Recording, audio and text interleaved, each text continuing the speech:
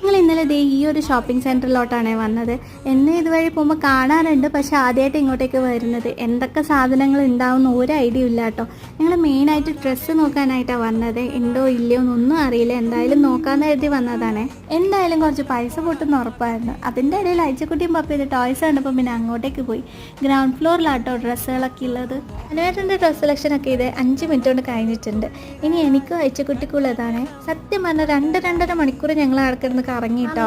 ഈ ഡ്രസ്സ് നല്ല ഇഷ്ടമായ, എല്ലാം നല്ല ഫ്രീ സൈസാട്ടോ. എൻ്റെ വീഡിയോ എടുക്കുന്ന കണ്ടിട്ട് അയച്ചക്കുട്ടി വന്ന് നിന്നതാണ്. ഈ ഡ്രസ്സ് കണ്ടോ, വെറൈറ്റി അല്ലേ.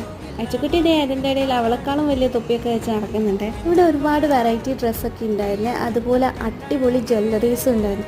അങ്ങനെ 2-2.5 മണിക്കൂറത്തെ ഷോപ്പിങ്ങിന് ശേഷം ഞങ്ങൾ പുറത്തേക്ക് ഇറങ്ങാണ്. ഇന്നത്തെ വീഡിയോ അത്രയൊക്കെയുള്ളൂ. Thanks for watching.